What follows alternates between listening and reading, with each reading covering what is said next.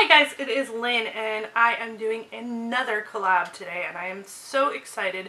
This collab is with the group Beauty and Beyond and it was brought into life by Miss Valerie Hill.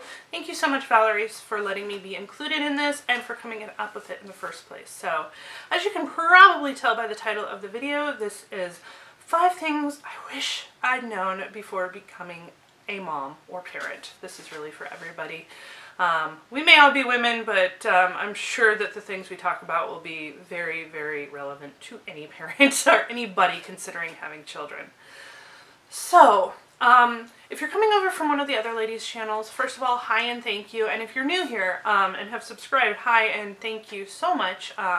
New and old, I love you all. My name is Lynn and I have 2 boys. I have a 17-month-old and I have a 3.5-year-old who's really almost 4, but I don't want to say it yet. So I have 2 young boys, so this is where my sage wisdom or total lack thereof is coming from. So just keep that in mind, please, and don't judge me too harshly for all of you who have been moms a lot longer than me. But if you are a new mom or you're considering being a new mom or parent, I hope that some of these will either amuse, entertain, terrify, or help you. Hopefully not terrify, because I do want to reiterate that I wouldn't have done a thing differently. I love my little monsters. So the first thing that I want to talk about is the isolation that inherently comes with becoming a parent, and it's not something that you realize is going to happen. Because, you know, you have your group of friends, your social network, your family, whatever, and I don't mean your online social network. It's easy to stay in contact with people online, but you have your social circle and your support group or whatever in your life. I hope you do. And then you get pregnant. Everything starts to change. Those people that you think will come and hang out with you and, you know, just sit there with your kid all day, no, they're not going to do that. I mean, love them to death, but they're not going to do that. I was in the position where when I got pregnant, I was the only one in my group of friends that was wanting to have kids at the time, if at all. And obviously, my group of friends has changed as I've changed, and that was 4 years ago. So lots of things have changed. I'm still friends with some of those people, and I'm friends with a lot of new people. But so I was really the only one going through this in my little social circle, so I kind of had to look outside of that and look to, you know, extended family. I have a lot of cousins who had kids before or around the same time as I did, thank God. They kept me sane, but anyway, back to the original point. It is so isolating because you can't really relate to anybody else because your life has changed so much. They can't relate to you, and you end up just kind of staying home and climbing the walls of your house and dealing with baby talk. So, and your significant other doesn't count before you say that. It absolutely does not.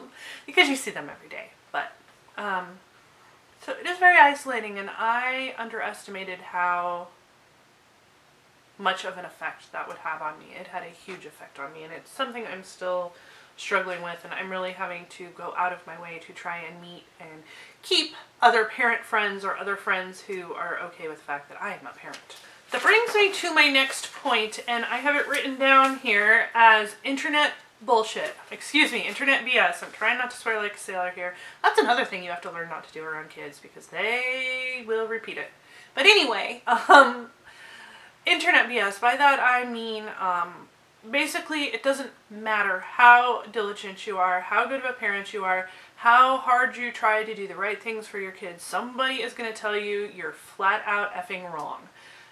Be it the anti-vax moms or the breast stoppa or the formula feeders or, you know, the attachment parenting, the free-range parenting. I mean, everybody has an opinion, and that's totally okay for everybody to have an opinion. I am okay with all of that. What I'm not okay with is just ripping somebody else apart because their opinion is different than yours or because they did it differently because they didn't know whatever you think you know. So my advice, I guess, and what I wish I had known is that, yeah, you can go on Baby Center and you can go on all the sites and read all the articles. You absolutely should educate yourself in any way that you can. Maybe skip the comments. For the love of God, skip the comments. unless you have a much thicker skin than me, because basically, I don't know what it is about the internet that makes people want to just tell each other that they're horrible and are doing a bad job, but it is there, it is real, it's scary, and it sucks, especially as a new mom who is just scared out of her mind that she's going to hurt the baby somehow, and, you know, reading all of these scare stories online already. I mean, there's so much pressure already. You don't need, you know, snippy internet bitches to make it worse, quite frankly. Now, on the flip side of that, I will say there are some great mom groups and mom support communities out there. And if you are a new mom and you're struggling, I hope you'll email me and let me know, because I would love to point you in a direction of people who will support you, help you, and not judge you, and just love you for being the awesome parent that you are. And the next thing I want to talk about, and this affected me so much more than I thought it would, is the total, utter lack of sleep. And I will tell you right now, it was worse for me than my husband, or he handled it better than me. I'm sure it was terrible for him too, and still is, because, you know, even now that they're at the ages that they are, the little one still wakes up at least once or twice a night. The big one wants to come in and cuddle, and screams and throws a fit when he doesn't. The big one sometimes has accidents. That's all to be expected, and that's perfectly normal. So, yeah, if you think after the first 6 weeks or so you're home free, you're wrong. If you have a friend or someone in one of your little mommy groups that tells you that their kid, you know, slept through the night from the first that they got them home and never caused them a problem, they're liars. Or they're really lucky. I don't know, but I don't believe that. Both of my kids were terrible sleepers. So it affects you. It affects you in so many ways. You have trouble concentrating. You have trouble remembering things. Hence why I write stuff down now when I'm doing videos. You have trouble keeping your temper. You have trouble functioning as a human being with a lack of sleep. That is the most precarious time, and you're terrified that you're going to hurt your kid, and you're just addled out of your brain. Oh man, sleep. I miss sleep. I will look forward to getting a full night of sleep someday. The next thing I want to talk about, and what I wish I knew, is that you are going to get some terrible advice from the most well-meaning people.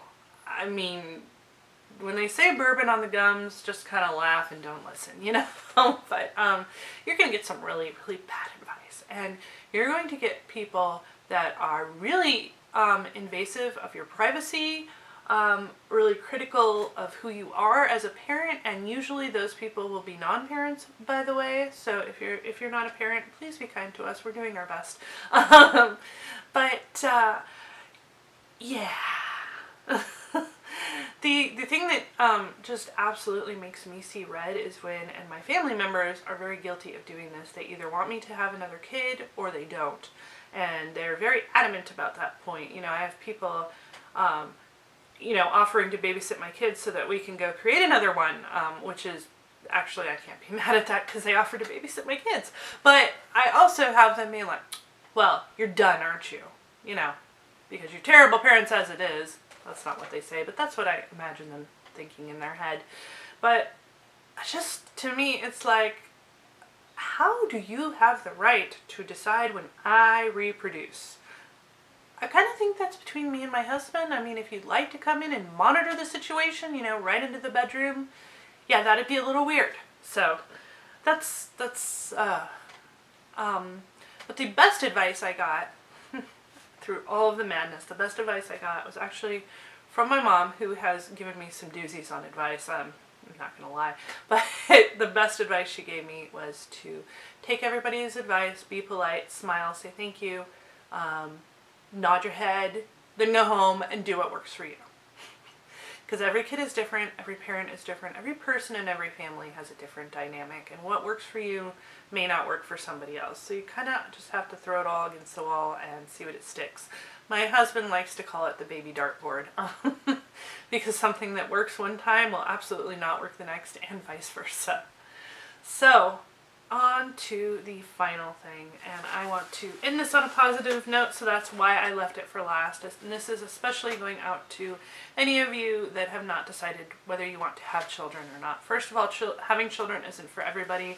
Some of the best people I know don't have kids and have decided they're not going to, and some of the most awful people I've ever met did procreate. So, putting that aside, the one thing I have to tell you is that I don't believe that I knew what unconditional love was until I had my children. I love my mom, I love my husband, I've loved a lot of people and still do in my life. But there is just, well, here, let's put it this way. I would literally barrel through my mom and husband to get to my children if need be, and my husband feels the same way, and that's one of the things that has really bonded us in our relationship, is just that we love our kids beyond anyone or anything else in this universe. And it is a bond that I think that anyone who parents and cares for a child can have, be it a grandmother, whether it's a parent who's adopted, some other type of alternate situation that I'm not addressing.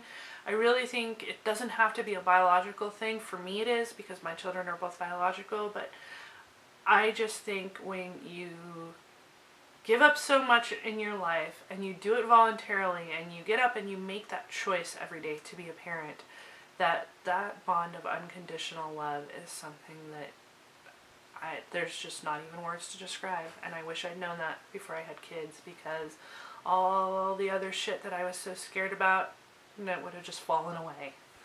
So, alright, before I turn into a blubbering mess, I am gonna go. Thank you guys so much for watching. Please check out the girls, Valerie and all the other ladies in the collab. I will link them below, obviously, for you, and they are all women that I consider friends, and I'm a fan of them here on YouTube, and I'm a fan of them on a personal level, so I hope you will check them out, and I would really appreciate it. Thanks so much for watching, guys. Please subscribe to see more sentimental crap like this, and I will catch you in the next one. Bye. Hi, this is Lynn, and this is a naughty baby who might have poop. Will you have poop? He has poop. Poop. You have poop. You that has poop.